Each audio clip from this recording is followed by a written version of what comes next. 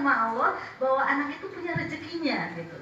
Apalagi sudah kita sekolahkan, itu nggak usah dipikir, aduh anak belum bikinin rumah ini. Bayangkan kalau harta kita banyak dan malah akan menjadi keributan bagi anak-anak kita, itu kita tetap akan mendapat azabnya di dalam kubur nanti. Karena harta yang kita tinggalkan dan kemudian bikin gaduh, justru harta itu akan menyiksa kita di dalam kubur. Dan bayangkan kalau kita masih banyak meninggalkan harta di dunia ini, laporan keuangan kita sama Allah mungkin gak beres-beres. Ini dari mana? Walaupun sedikit, ini 1 juta dari mana? Buat apa? Kemana? Oh, itu terus. Sehingga orang-orang udah sampai berjalan menuju surga, kita masih dalam laporan keuangan. Jadi alangkah baiknya sekarang kita lepaskan. Mau sedekah yang banyak, mau silaturahmi ya pakai biaya, mau pengajian ya pakai biaya, mau jalan-jalan silahkan gitu. Itu kalau pengen jadi orang tua yang bahagia gitu. Jadi jangan apa yang masa muda kita tidak sanggup dulu mengeluarkannya dengan bebas, keluarkan gitu. Terus kemudian apalagi yang menjadikan kita bahagia itu tadi ya silaturahmi. Pak Sugeng minta saya mengupas seperti ini pengajian. Sebenarnya kita itu tidak pede kok masuk surga dengan amalan kita sendiri. Iya enggak? Apa kita pede? Oh, saya tuh udah banyak amal maka saya yakin masuk surga. Saya pikir Pak Sukono yang soleh aja nggak mungkin bisa berkata kayak gitu. Jadi sebenarnya kita tidak pede untuk bisa masuk surga dengan amalan kita sendiri. Gitu. Maka kita perlu bantuan. Dan ini di perkumpulan ini jamaah haji yang insya Allah orangnya soleh-soleha. Jamaah umroh. Oh jamaah umroh ya, salah lagi ya. Jamaah umroh yang insya Allah soleh-soleha adalah sarana kita untuk bisa mengupgrade amalan kita bisa masuk surga. Yang tadinya mungkin kurang sedikit itu tiba-tiba bisa masuk surga. Dengan apa? Jadi pada suatu hari warga surga yang sudah masuk ke dalam surga, misalnya yang sebelah saya, karena sebelah saya Mbak Ana itu lagi mencari-cari, Bu Nofri kok nggak ada ya? Gitu. Bu Nofri dia langsung, wah ya Allah, saya punya teman waktu itu bersama-sama di bawah seng, beratapkan seng kita pengajian, Bu Nofri kok nggak ada ya? Oh dia kurang 1 on nggak nyampe surga, sehingga dia sekarang sudah hampir masuk neraka. Lalu kata Mbak Ana, ya Allah, dia itu sahabat saya, tolong bawa dia ke dalam surga bersama saya. Dan saat itu Allah mengabulkannya. Jadi seorang sahabat yang soleh bisa memberi syafaat kepada teman yang tidak masuk surga menjadi masuk surga. Nah ini betapa beruntungnya kita selalu berada di dalam tempat pengajian. Nggak mungkin ada ahli maksiat di sini. Kalaupun ada, malaikat yang saat ini berada di sini dia lapor kepada Allah. Ya Allah, di tempat pengajian itu ada ahli maksiat. Lalu apa kata Allah? Tetap kabulkan permintaannya. Jadi benar-benar tempat pengajian itu tempat taman surga. Gitu. Taman surga yang dimana Allah udah nggak lihat lagi ahli maksiat tapi Allah tetap mencapnya itu taman surga dan orang yang masuk ke dalamnya adalah orang-orang yang berjalan di dalam taman surga. Nah, jadi tadi pengajian, silaturahmi itu menghimpun sahabat-sahabat soleha yang bisa mengupgrade amalan kita yang kurang untuk bisa masuk ke dalam surga. Subhanallah ya. Jadi ini semangat kita untuk mempertahankan keluarga ini, grup ini. Dan kemudian manfaatnya apa lagi silaturahmi tadi? Tadi udah disebutkan Pak Nurudin, Pak Sugeng. Banyak sekali hal-hal yang positif. Dan insya Allah setelah ini, gitu, saya merasa yakin setelah ini Pelangi Foto tidak akan kekurangan order. Tidak akan kekurangan order. Karena tadi ada keterikatan batin gitu. Lebih baik dengan Pelangi Foto. Sekalipun saatnya lebih mahal atau saya bayar lebih mahal nggak apa-apa. Yang penting apa? Dia pasti orang Islam yang dibiayai adalah anak-anaknya yang Islam. Daripada ke tempat orang yang belum jelas dia sholat atau tidak. Terus kemudian nanti Mbak Ana juga salonnya pasti jadi akan lebih laris. Ayam potongnya, apalagi? Nah, itu tadi. Polisinya laris. Baksonya Pak Sugeng kemarin saya sudah menikmati. Ini bakso 10 mangkok tidak enak gitu. Ini benar-benar original gitu. Original, harganya juga murah ya Allah subhanallah gitu. Jadi mungkin gara-gara silaturahmi yang saya tidak tahu rumah Pak Sugeng jualan bakso, dan insya Allah saya sudah berniat bawa pasukan ke sana. Itu kayak utang saya, Pak. Utang saya. Sekalian tadi membalas promosinya tadi ya, Pak ya. Nah itu. Apalagi manfaat silaturahmi? Ketika saya umroh, saya juga punya anak waktu itu udah umur 27 tahun. Hampir 28 tahun, perempuan, belum nikah gitu, belum nikah. Kerjaannya cuma ngaji, gimana dia kenal sama laki-laki gitu. Kerjaannya cuma ngaji, hobinya ngaji, nggak pernah tebar pesona, nggak pernah genit-genitan. Kalau punya temen ya perempuan. Pernah sekali temennya laki-laki dari kuliahnya telepon, jawabannya ketus, nih gimana caranya dapet calon gitu. Akhirnya apa, saya nggak usah malu, ini memang yang namanya jodoh itu memang di tangan Tuhan, sama seperti rezeki ya, rezeki itu di tangan Tuhan, tapi kita disuruh berusaha gitu. Jadi ketika di dalam bis saya bilang bahwa saya punya anak gadis, dia hafal Quran walaupun belum 30 juz, anaknya soleha, cantik, namanya juga jualan ya.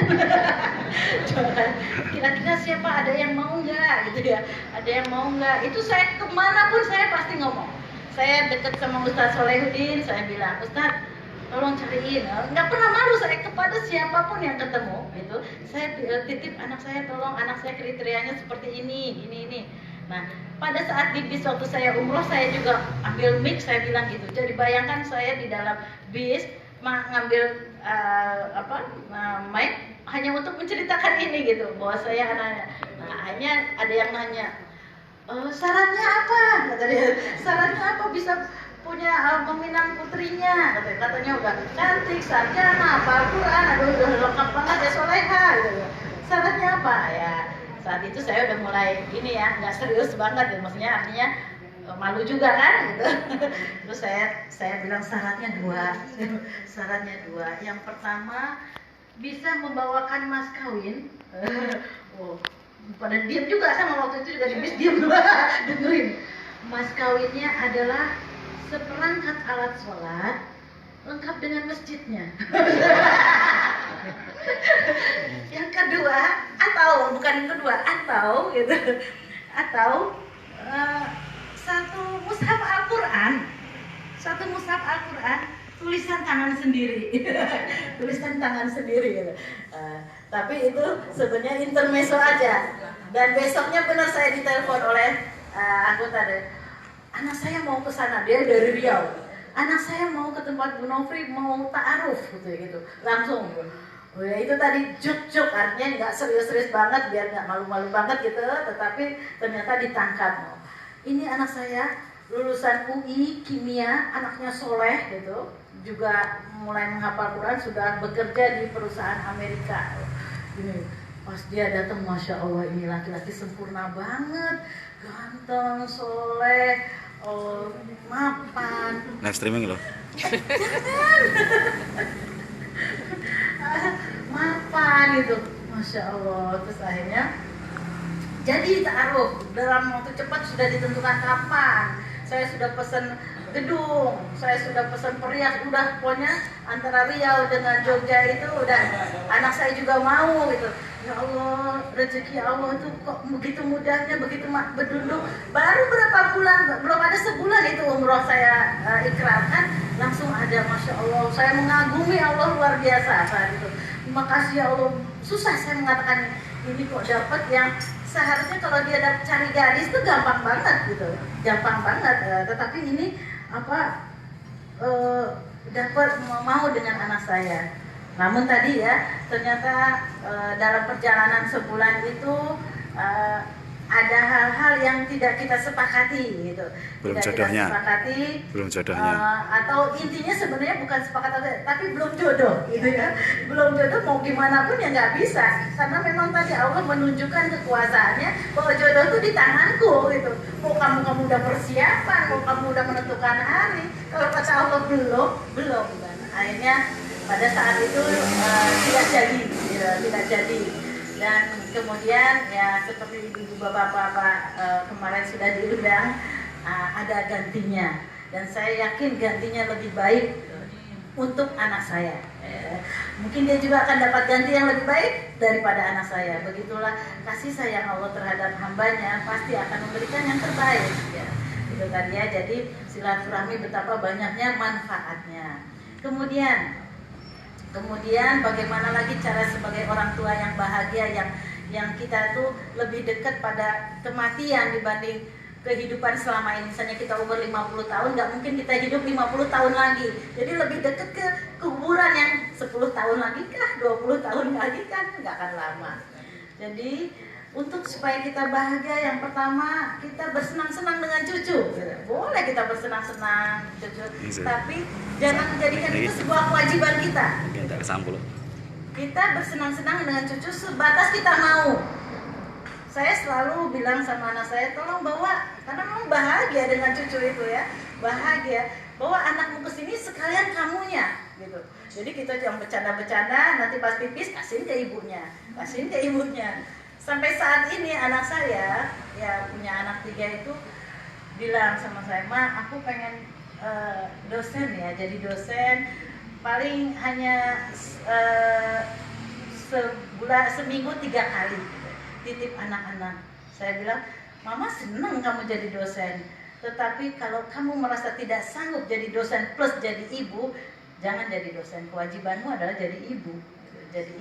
Dan ketika kamu jangan merasa rendah diri mengurus anak, sekalipun kamu sudah S2, karena itu lebih mulia daripada kamu mencari uang. Jadi hati-hati, saya selalu menyampaikan kepada anak-anak saya, orang tua itu untuk dimuliakan, bukan untuk dijadiin pembantu atau babysitter gitu. Untuk dimuliakan dan hidupmu akan berkah. Jadi ketika kamu menjadikan orang tuamu babysitter dan kamu mencari uang, sebanyak apapun seorang istri, seorang ibu mencari uang gitu, tidak akan berkah kalau anaknya hanya dititipkan kepada ibunya, sehingga ibunya mau pengajian nggak bisa, mau ngaji, mau sholat nggak bisa khusyuk juga, anaknya nangis. Jadi biarkanlah ibunya yang sudah nggak lama lagi hidup ini untuk apa? Untuk menikmati tadi Pak ya, untuk bahagia, untuk mencari ibadahnya sendiri gitu. Toh ibunya sudah dibesarkan sama dia gitu. Nah itu tadi menurut saya seperti itu. Jadi sampai sekarang anak saya ya belum kerja, dan saya bilang ini mulia gitu, mulia. Saya selalu bilang sama ibu-ibu yang bekerja, ibu-ibu yang bekerja itu akan dapat 2 pahala ya. Pahala yang pertama adalah dia sebagai ibu, pahala yang kedua adalah dia membantu suami. Asal yang di rumah tidak kececeran. Dia akan dapat 2 pahala asal yang di rumah tidak terabaikan. Artinya apa? Dia mampu mengurusi anak-anaknya, mengurusi suaminya, plus dia bisa membantu suami mencari nafkah. Itu luar biasa. Tetapi kalau yang di rumah kececeran dan sebagainya, berarti dia mendahulukan yang tidak wajib dibanding yang wajib. Itu bahaya. Nah, terus kemudian kembali lagi kepada kakek nenek yang bahagia ya. Saya ulangi, yang pertama tadi, silakan bersenang-senang dengan cucu, tapi sebatas kemampuan. Kedua, lakukanlah apa yang perlu tertahan gitu, karena banyak kewajiban, sedekah, jalan-jalan, kemudian silaturahmi, pengajian. Dan yang selanjutnya adalah kemungkinan kita yang semakin tua itu banyak menurun fungsi ya, banyak penyakit yang berdatangan. Terus tadinya kuat jalan jadi nggak kuat jalan, tadinya bisa lama sujud kaki udah pada sakit. Nah intinya kalau mau bahagia, bersahabatlah dengan penyakit-penyakit itu gitu. Ini kaki udah nggak bisa nepuk, bersahabat aja gitu. Ini adalah karunia dari Allah gitu. Kita harus membayangkan ini adalah karunia dari Allah. Jadi apapun yang terjadi sebenarnya adalah karunia dari Allah. Cuma kita sebenarnya mengambil karunia yang senang, yang enak gitu. Padahal yang nggak enak juga karunia dari Allah. Dan jangan salah, karunia yang tidak enak itulah yang bertumpuk pahala-pahala. Sampai-sampai ketika orang dicabut kesehatannya dan sakit, kata Allah begini dalam hadis qudsi ya. Hadis qudsi itu adalah hadis perkataan Rasulullah, tapi bukan yang mengatakan Rasulullah, tetapi sebenarnya perkataannya Allah gitu, perkataannya Allah. Jadi Allah berkata di dalam hadis qudsi itu, seandainya hambaku tahu betapa banyak karunia yang diberikan kepada orang yang sedang sakit, maka dia akan memilih sakit sampai kematian menjemputnya. Kan berarti kita harus bersahabat. Ya Allah, kaki ini sakit gitu, untuk sholat sakit, tapi di situ akan banyak rontok berbagai macam dosa-dosa kita. Gitu. Akan banyak rontok. Asal apa? Makanya gini, ada lagi hadis lain bahwa sesungguhnya orang sakit itu ya tetap akan diberi pahala apa yang dilakukannya ketika sehat. Jadi ketika sehat kita rajin sholat jamaah, kita rajin pengajian, kita rajin ngaji, maka ketika sakit kita tidak sanggup lagi melakukan itu, pahalanya tetap diberikan. Nah, maka pergunakanlah kesehatan kita ini untuk selalu beribadah. Nah, ini kembali lagi kepada kakek nenek yang berbahagia adalah tidak lagi melakukan hal yang sia-sia, memikirkan bahwa memang hidup kita sebentar lagi dan ini yang akan kita bawa mati, gitu. Jadi tidak menyia-nyiakan waktu, tetapi untuk beribadah. Dan ketika kita sudah tidak sanggup lagi beribadah, pahala itu akan tetap dicatat bahwa pada saat sholat zuhur ini dia akan tetap mendapatkan pahala karena biasanya sholat zuhur dia berjamaah. Nah, betapa indahnya kan? Jadi soal kakek nenek yang berbahagia. Kemudian lagi yang terakhir adalah kita juga harus menikmati atau tidak takut terhadap kematian. Bahwa kematian itu pasti akan terjadi, nggak lama lagi.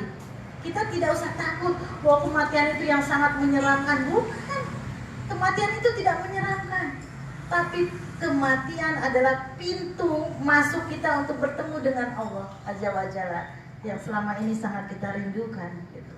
Allah itu sangat kita rindukan, yang selama ini kita sebut, yang selama ini kita ingin bertemu, dan pintunya adalah kematian. Maka nggak usah serem, aduh bentar lagi mati, nggak usah serem.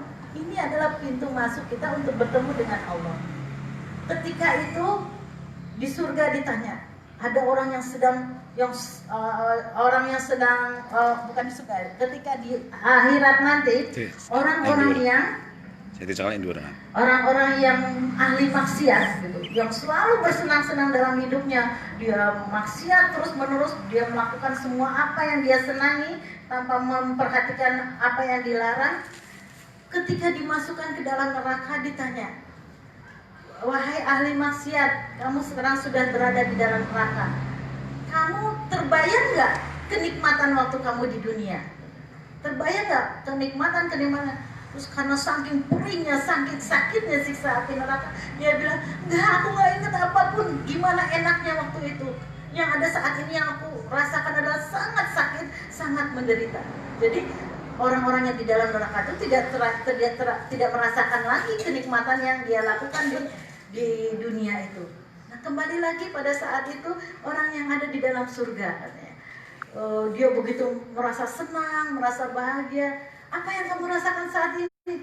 Aku sangat bahagia di surga ini. Apa yang aku inginkan aku dapatkan. Betapa bahagianya hidup di dunia, di surga ini. Seperti tidak ada lagi kebahagiaan yang aku dapatkan. Tidak akan ada lagi kebahagiaan yang aku dapatkan lebih dari ini. Tiba-tiba datanglah Allah di hadapan dia. Dan dia begitu mengagumi, ya, tidak disebutkan zatnya seperti apa. Begitu mengagumi, dia mengatakan, aduhai, tidak ingat aku kebahagiaan tadi, gitu. Kebahagiaan di surga tidak ingat karena inilah kebahagiaan yang paling sempurna. Jadi kebahagiaan yang paling sempurna itu adalah ketika kita berhadapan dengan Allah.